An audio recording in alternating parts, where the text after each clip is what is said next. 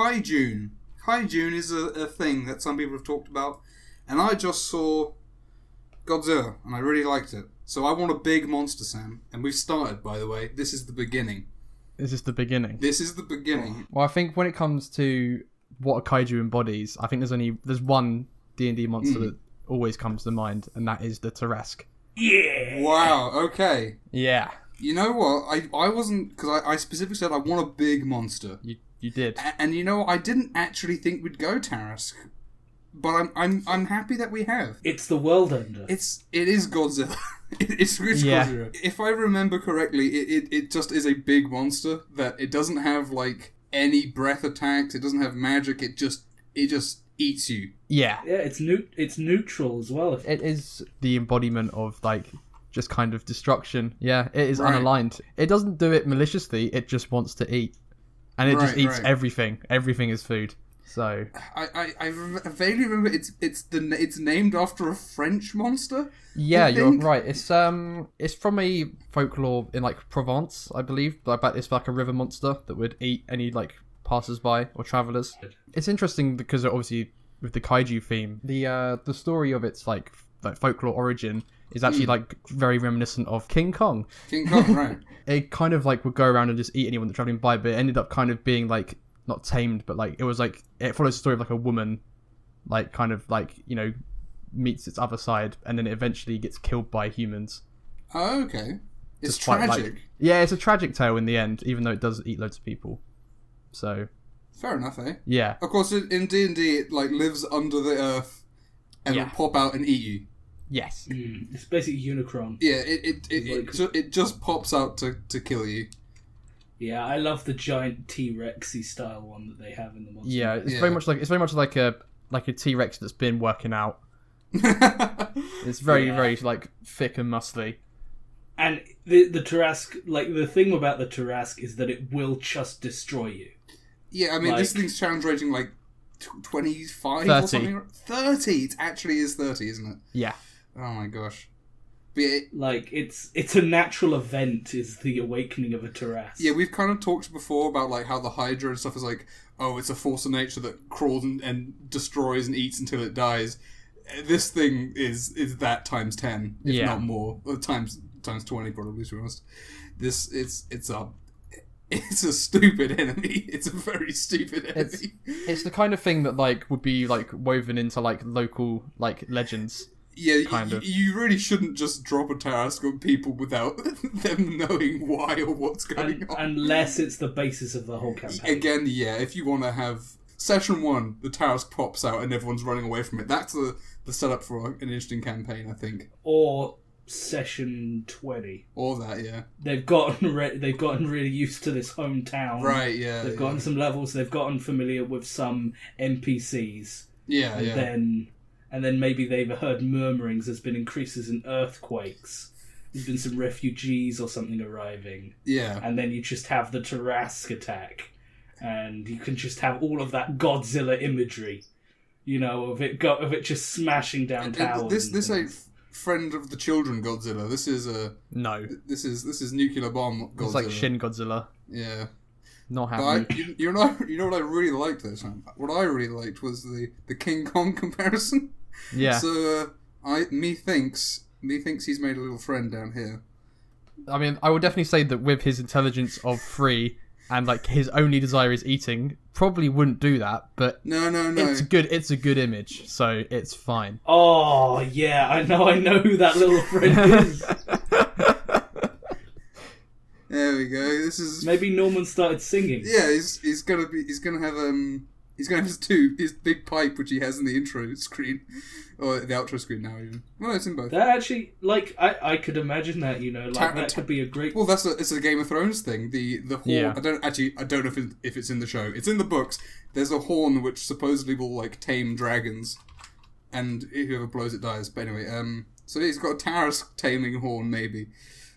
But that could be like that's like a bard's tale, right? Yeah, it really is. Like the instrument that can soothe the heart of a beast. There you go. Anyway, that's all. That's just for me. Yeah. That's just as much.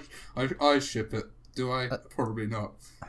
And obviously, like as a challenge rating 30 monster, like, its stats are ridiculous. Yeah, I mean, apart from its intelligence, obviously. Apart from intelligence, it's got a natural AC of 25, and it has 676 hit points. So with 25 AC, the only way you're going to hit this thing is if you're like, with any sort of regularities, if you have like, +3 weapons and you're like level like 17 plus. Yeah. You need a +15 to hit it 50% of the Oh time. my god.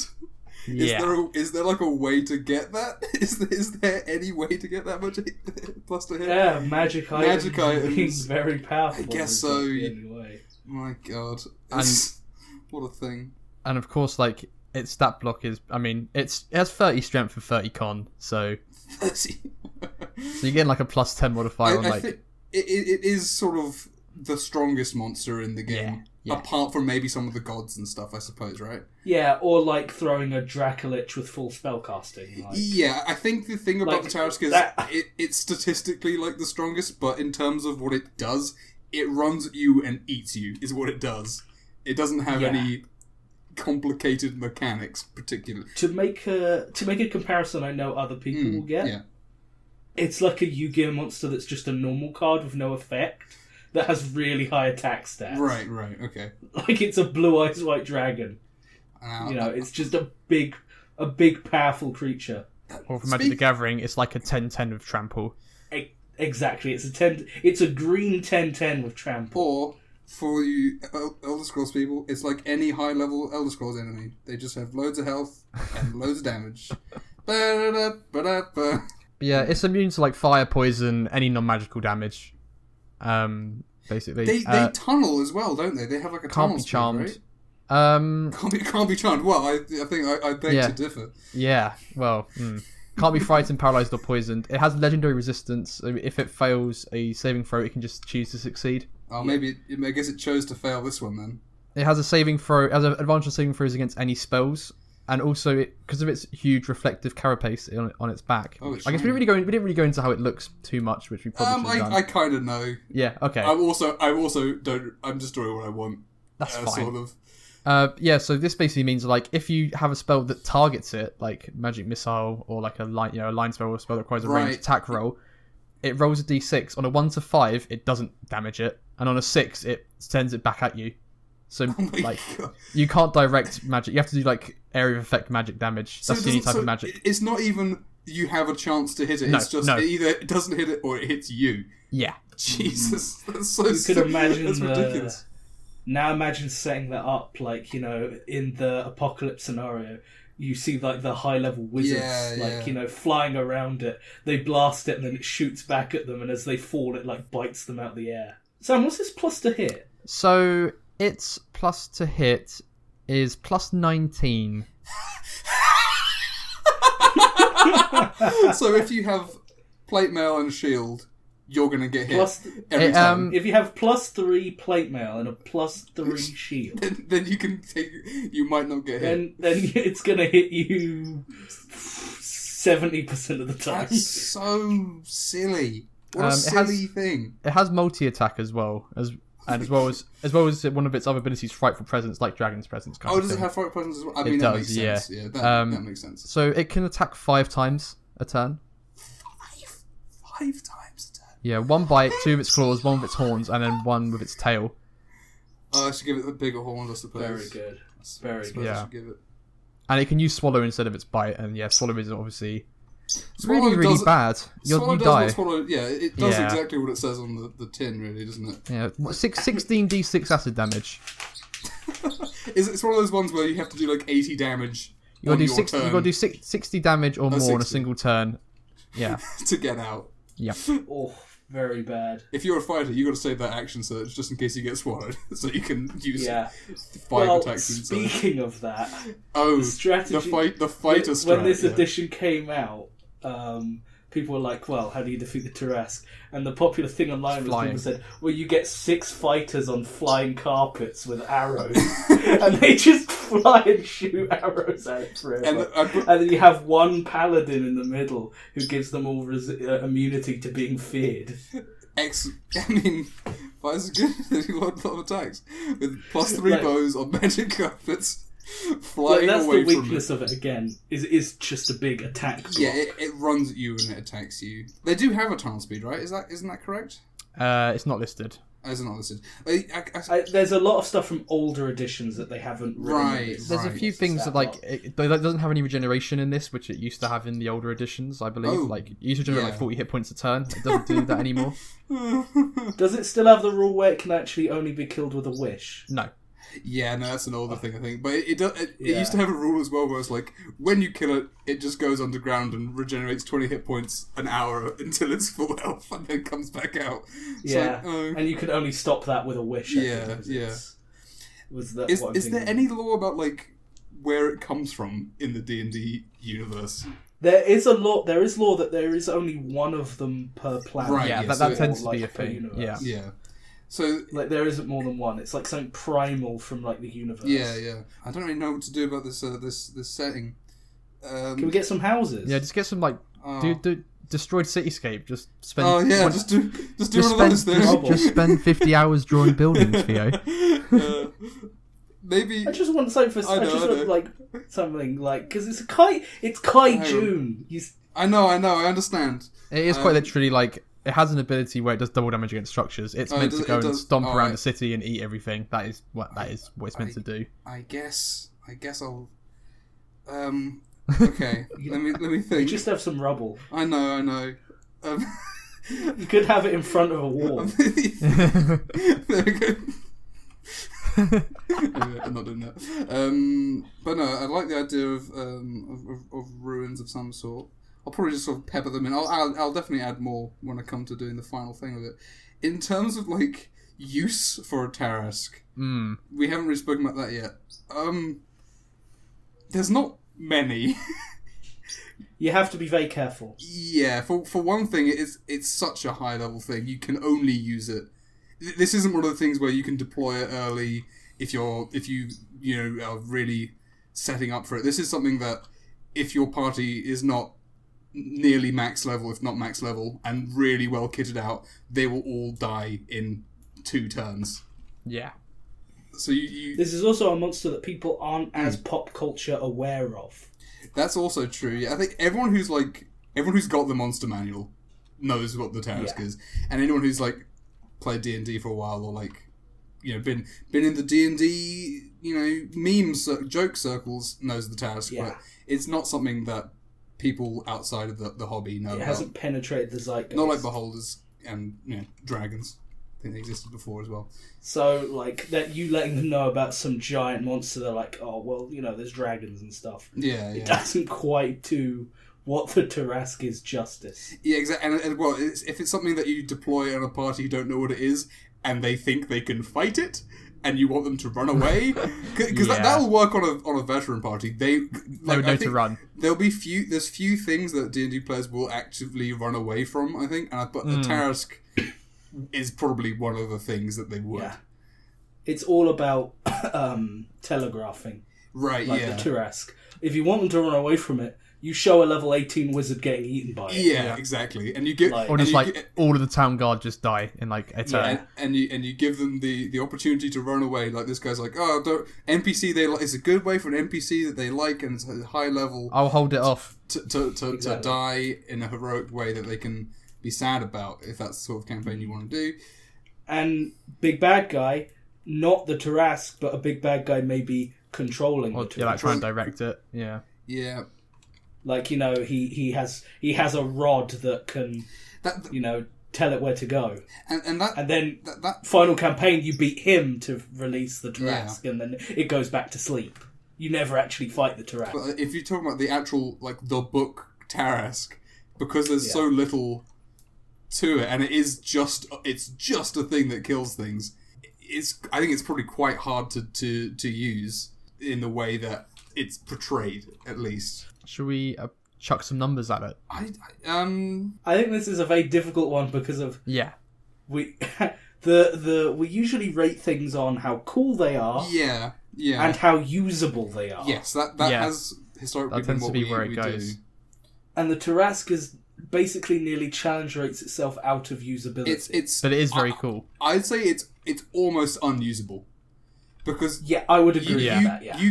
there's no party that can fight it, really. Because, like, the whole, like, if the best way to fight the Tarrasque is to have 6 fighters with bows, with plus 3 bows and magic carpets, and 4 of them die because of legendary actions, but then the rest of them whittle it down to nothing, that ain't good. That's not the way the game is played. I think also, on that as well, I think I ended up looking through, when I was looking about, like, today, looking at a thread, that would take about, like, 7 minutes of combat.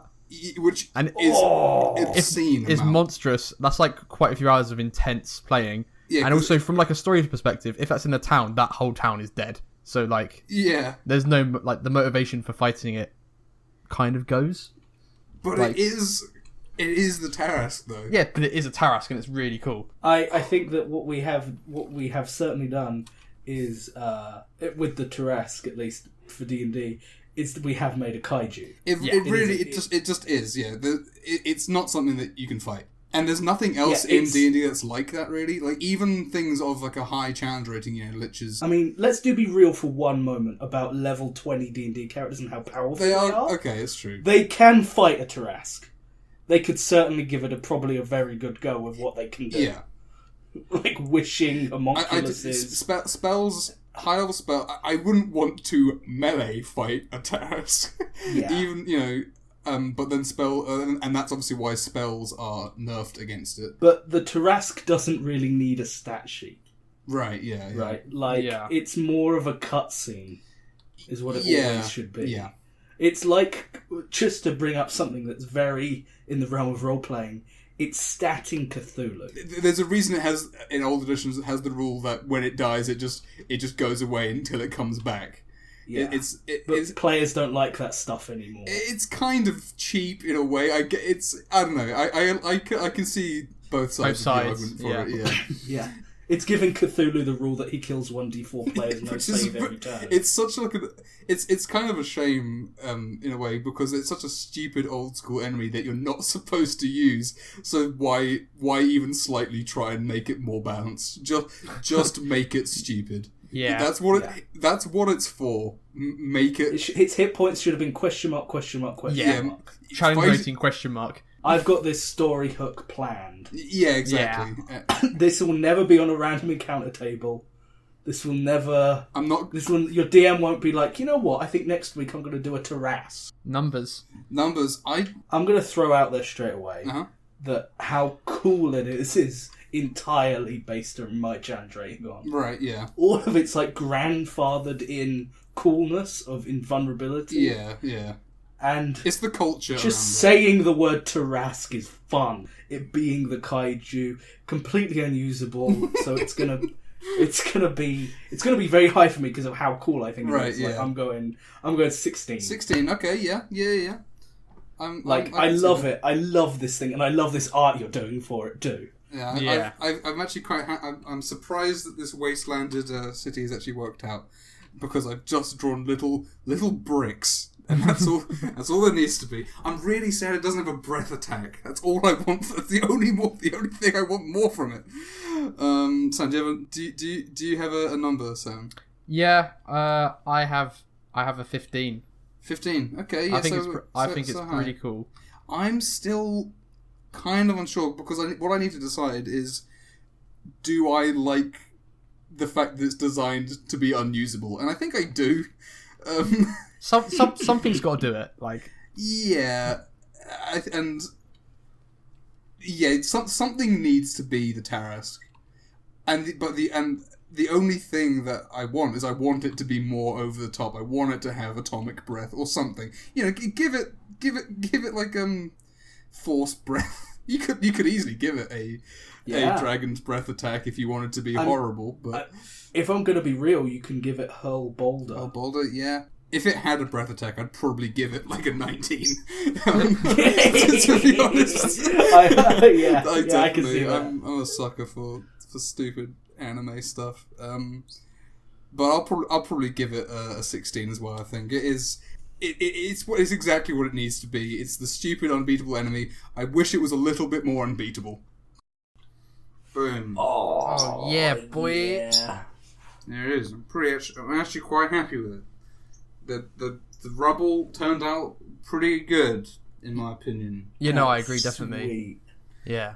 I don't think I've seen the Tarrasque so adorable. Oh, he's in love, of course. Yeah. As we now know. It's got that Colossus face. Yeah, actually, that's a good point. It's a Shadow of the Colossus. Got the big glowing eyes and just very simple face.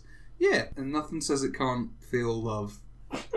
That's true. It can't be charmed magically. Just regular. Roll insight. Its insight's probably terrible, right? Wasn't its wisdom appalling? It's not. Maybe its wisdom was alright. Its intelligence was appalling. Intelligence was very bad, so you might be able to contractually trick it into dating you. Well, only if you can understand the contract at all. Which probably not. It's a fair cop. Fair enough. I kind of think of it as like just a bigger Hydra in terms of like what it's for. Yeah, definitely. It's a destroy thing. It goes around smashing stuff and is scary. And anyhow, is so good at that it's unusable. Yep. Yeah, exactly. As we've said, yeah. It's too good at the smash stomp. However, you know what is usable? Unlike the Tarrasque, Jesus Christ. the subscribe button is highly usable. You don't even need to attune to it. Veto. No, I'm plunging head on. If you press the like button, you'll... hang on, no, that doesn't make any sense. Appease the Tarrasque. If you thumbs up, that's +1 to the next attack that Norman's going to make on it when its back is turned. So if this video gets 100 thumbs up, then that'll be a +100 We're not doing attack. that now. We're not starting that. People haven't done that on YouTube for ages. When was the last time someone said, let's get X number of likes on this video? I think they do, just not the circles we move in. Yeah, I think it still exists. Speaking of which, yeah, Norman's going to wait for the Tarrasque to fall asleep, then coup de grace it and insta-kill it, is what his plan is. He's going to restrain... Oh, maybe not, though. I don't know. I kind of... Because Norman's kind of assembled a bit of a squad. He's got a mimic, he's got a flying sword. Oh, no. I kind of want the Tarrasque to be a possible ally. Just whenever he's in a situation that I don't want him to be in, I want the possibility that Tarrasque's going to burst from the ground and save him. Okay. Basically, this Tarrasque has become actual Godzilla. Yeah, he really is just his Godzilla. And it's not because he likes the waking realm above, it's because he likes Norman. Alright, I think we may have slightly gone off track here a little bit. Anyway, thanks for watching. There's going to be more kaiju, aka big monsters, because it's still June, hopefully, when this comes out. Maybe. I think the plan is to this at least one get definitely, the next one potentially. I think we're going to try very hard to get 2, maybe even 3 big monsters out in June, if we're lucky.